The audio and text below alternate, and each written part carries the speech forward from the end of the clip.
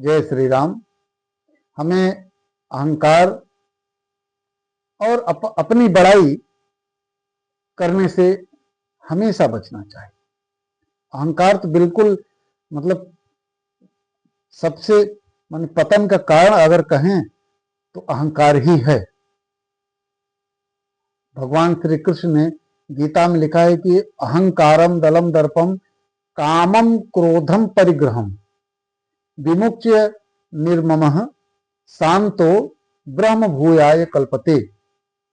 जो व्यक्ति अहंकार, बल, दर्प, दर्प माने घमंड, काम, क्रोध और संग्रह की प्रवृत्ति से मुक्त होकर शांत रहता है, वही उन्हें प्राप्त करता है, यानी ब्रह्म भाव को प्राप्त करता है, भगवत प्राप्ति होती है उसी को। और जिनके प्रेम न प्रीत न स्नेहु तिनके न राम मनावत गेहू। माने जिसके मन में प्रेम, विनम्रता और दया नहीं है, भगवान भगवत प्राप्ति उनके हृदय में कभी नहीं होती। इसलिए हमेशा हमें अपना मन, अपना चित्त शुद्ध रखना चाहिए, भगवान के प्रति अगाध प्रेम रखना चाहिए, लोगों के प्रति विनम्रता का भाव रखना चाहिए, दया का भाव रखना चाहिए।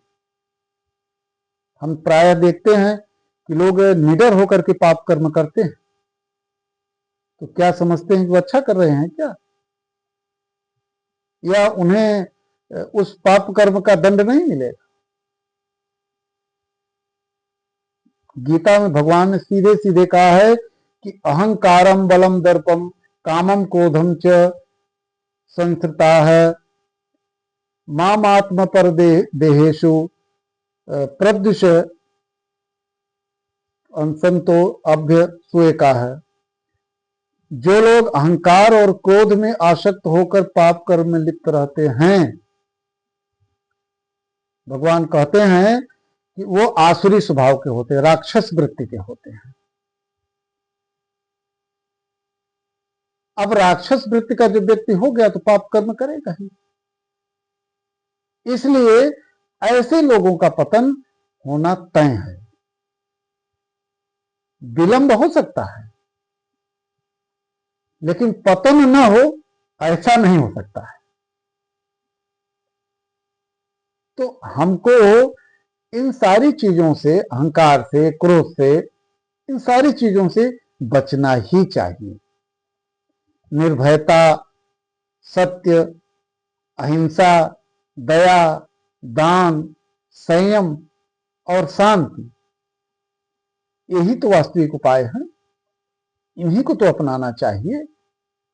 इसलिए दैवी गुण, जिसे हम कहते हैं सत्य, करुणा, शांति, संयम, श्रद्धा, ये दैवी गुण हैं।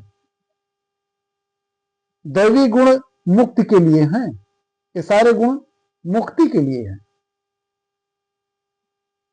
और आसुरी गुण, जैसे आसुरी गुण क्या क्या हैं? अहंकार है, क्रोध है, लोभ है, मोह है, ये सारे बंधन के लिए हैं।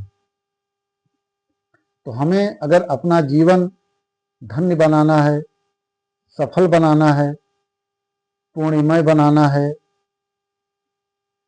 प्रभु को पाना है, तो हमें केवल और केवल दैवीय गुणों को ही अपनाना चाहिए और आसुरी गुणों से बिल्कुल दूर रहना चाहिए। जय श्री राम।